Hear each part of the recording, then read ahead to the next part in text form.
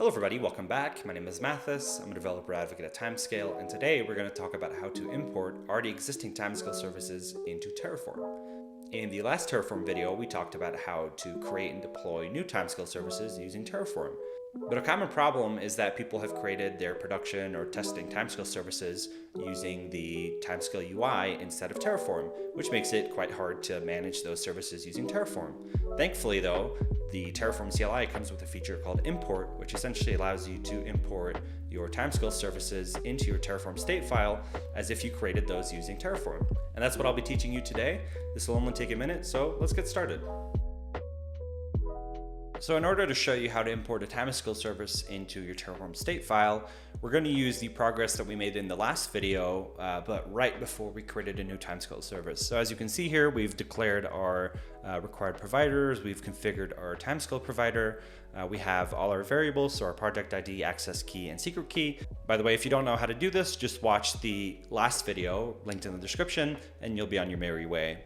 Now all that's left for us to do is to actually import the Timescale service. So we'll go to Timescale Cloud and we'll click on the service that we want to import. And then we go at the top right, you should see 3 dots. And we want to copy the service ID. So in this case, it's under the project ID. Just click on copy. And then let's go back to our main Terraform file. And here all we need to do is declare sort of a placeholder resource. So we'll do resource, then timescale underscore service. And then for the name, we'll just call this service. And that's all we need to do for now. Actually, let's put an enter in here just for good measure. And then in the command line, all we need to do is Terraform import, and then the name of that placeholder service we just created. So timescale underscore service dot service, and then the ID of our service. Then we press enter, and then it should tell us that the import was successful. And we've successfully done it. We've successfully imported our service into Timescale. Now, a problem that we have is that we actually don't really know what the configuration of this service is. Sure, we could go into Timescale Cloud and then sort of try to figure out what everything is, but that's rather hard to do. And there's this cool trick that I want to show you that will speed this process up tremendously.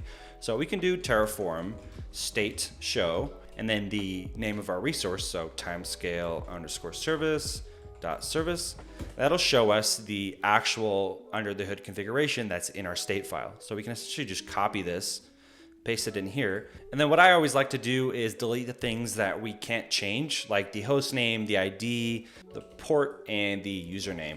And now if we do Terraform plan, ideally nothing should change. So let's do that.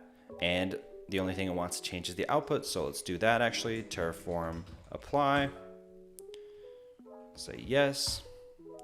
And then if we go back to Timescale, we see that nothing has changed and we have actually imported our Timescale service. So that's how you do that. Pretty simple. I hope you learned something new. My name is 𝗥𝗲𝗃𝗃, and I'll see you next time.